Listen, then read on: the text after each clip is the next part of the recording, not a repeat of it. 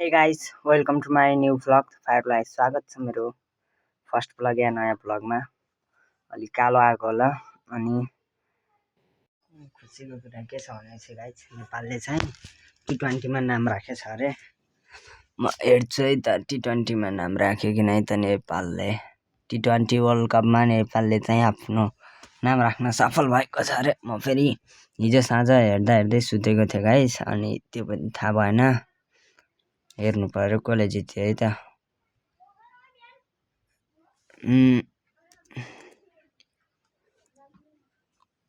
World cup Nepal and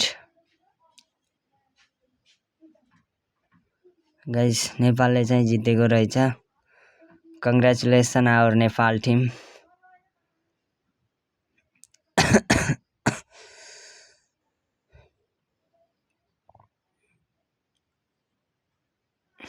okay, यस्तै गर्दै जानु।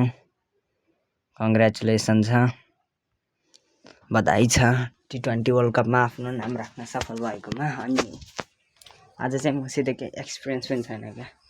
तल धान सुकाएको छौँ अनि हेर्नुहोस् तिहारको व्यवस्था जारी फुल ठक्क लाएर फुलिसकेको छ। अनि मलाई त्यस्तो कुनै एक्सपिरियन्स छैन कि यो भ्लगिङ भन्ने मैले चाहिँ फर्स्ट टाइम गर्दै हो कि कस्तो हुन्छ। राम्रो नराम्रो भए पनि फर्स्ट भ्लग हो, त्यस्तो खतरनाक आउँदैन होला, त्यस्तो राम्रो पनि दिन सक्दैन होला। सबैले हेरिदिनु होला, माया गरिदिनु होला। I hope you love my vlog. Please vlog हेर्दै गर्नु होला। आज चाहिँ मैले फर्स्ट टाइम भ्लग गर्दै हो। बहुत कन्फिडेन्स पनि छैन, डर पनि लागिरहेको छ। क्यामेरा समात्दा यस्तो डर लागेको छ नि, मोबाइल समात्दा पनि यस्तो डरले मुटु कामिरहेको छ। यहाँ काम्या छ, यहाँ भ्लगिङ बनाउँदा पनि। सिर्फ हेरिदिनु होला न। आज कन्टेन्ट छ न केही छ। राम्रो ल्याउने छु तिहारको भ्लग झन्। ल राम्रो गरिदिनु होला, राम्ररी हेरिदिनु होला। अहिले चाहिँ म होमवर्क गर्दै हो गाइस। कस्तो छ हेरिदिनु होमवर्क। यही हो मेरो अक्षर पनि राम्रै छ भनिदिनु होला। आफ्नो तारिफमा आफै गर्छु क्या, त्यस्तो हेर्नुहोस्। चित्र पनि दामी नै बनाउँछु। अनि हेर्दै गर्नु होला। त्यही हो भ्लग, हेर्न नछोड्नु होला। राम्ररी हेरिदिनु होला। राम्रो नराम्रो प्रतिक्रिया दिनु होला। राम्रो भयो राम्रो भएन भनेर सबै भनिदिनु होला। फर्स्टमा नो एक्सपिरियन्स कि मलाई केही पनि छैन, सिर्फ मोबाइल समात्ने एक्लै जानेको छु मैले। यहाँ चाहिँ हेर्नुहोस् है गाइस, मेडल र प्रमाणपत्र। मैले चाहिँ खेलेको फुटबल हो, तर भलिबलमा एक्स्ट्रामा नाम राखिदिएको। स्कुलबाट प्रमाणपत्र र मेडल पाइहाल्यो नि त। यो अब एक्स्ट्रामा नाम आए पनि हुने रहेछ क्या। यो हो चाहिँ मेरो ल्यापटप हो। अनि बन्द चाहिँ नगरौँ होला, हेर्ने हुन्छ नि त। अब हेरिदिनु होला भ्लग।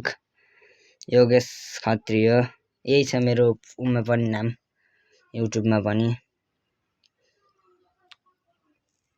म चाहिँ ठुलो फ्यान है चाहिँ सौरभ जोशीको। Big fan of Saurabh Joshi vlog. Saurabh Joshi जस्तै भ्लग बनाउने सोचमा हो गाइज। उहाँ जस्तो सक्सेस चाहिँ हुन नसकेला, तै पनि ब्लॉग को तैयारी। Good morning, welcome to my new blog. तो आज का ब्लॉग काफी इंटरेस्टिंग होने वाला है। Hey guys, good morning, welcome to my new blog. यो भन्ने चाहिँ हैन, अहिले त आफ्टरनुन भइसक्यो। घाम कहाँदेखि कहाँ पुगिसके। जसम्म गुड मर्निङ भन्न लाग्यो भने त मौसम हेर्नुहोस्, वाउ एकदम राम्रो छ। च्यालेन्ज गरेर आज खोला जाने हो कि खोला नजाउँ होला फेरि। ट्याक्क यस्तो छ। तिहारको बेला फेरि बिरामी भयो भने त फेरि नसुहाउँदो हुन्छ क्या। दसैँको बेला भए थियो ठिक भयो, तिहारको बेला भयो भने त ल त्यही हो। अब आज केही पनि छैन, न कतै गएको भ्लग, न केही गर्न सकेको छैन। अहिले चाहिँ अलिक पढाइतिर व्यस्तै छु। 11 गतेदेखि स्कुल छ नि त, अनि त्यसपछि तिहार लगाइहाल्यो।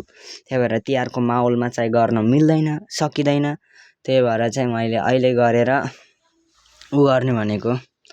पछि खेल्नुपर्छ तिहारमा पटाका सटाका पड्काउने। त्यही हो रमाइलो, भैली सैली खेल्ने साथीभाइहरूसित।